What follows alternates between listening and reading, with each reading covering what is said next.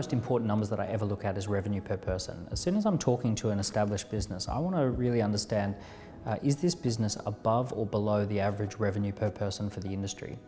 If a business has high revenue per person, they can afford to innovate, they can afford to do research and development, they can put on more talented people, they can afford to take a risk, and if it doesn't quite work, they have some margin to pick up the pieces and keep moving forward. If a business has low revenue per employee, low revenue per person, things seem so tight. You can only afford to get very entry-level employees on the team.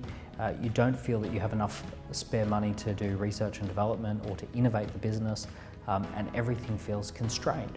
So I often get asked what creates high revenue per employee, and a lot of people, including if you Google this topic, get it wrong. They think that revenue per employee or revenue per person is created by motivation. They think that highly motivated, highly driven people must create a high revenue per employee, but it's simply not the case. What creates high revenue per employee is the business assets.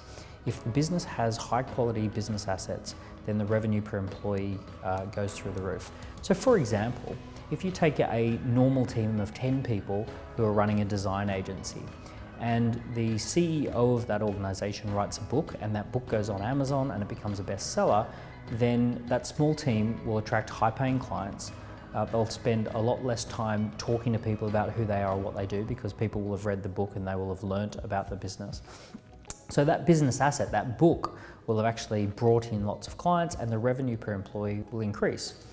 If that same business creates some testimonial videos, and those testimonial videos go out and speak volumes about the quality of their work, then that asset, that business asset, that intellectual property asset, raises the revenue per employee.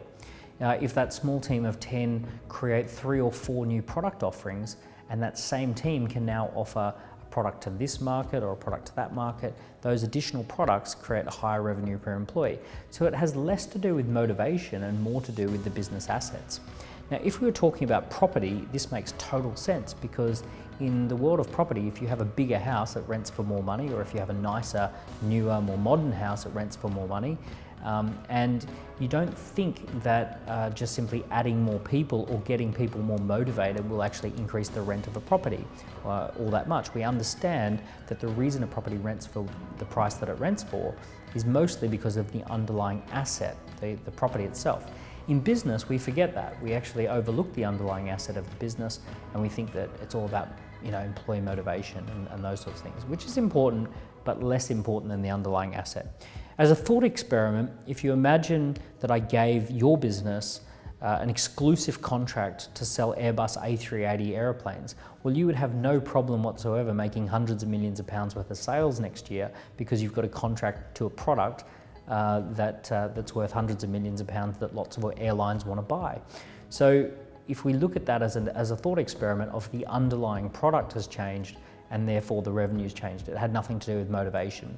So when we look at the number of revenue per employee, the goal of the entrepreneur is to build more business assets. There are actually 24 business assets. I won't go through them all right now, but it's things like building the brand, building the products, building the team and the culture, and developing those underlying business assets so that your business can grow and scale and increase its revenue per employee. If you get this right and build the right business assets, your business will naturally scale, it'll naturally have more profit, it'll feel more stable and robust, and you'll be able to launch in different countries or reach different geographies around the world.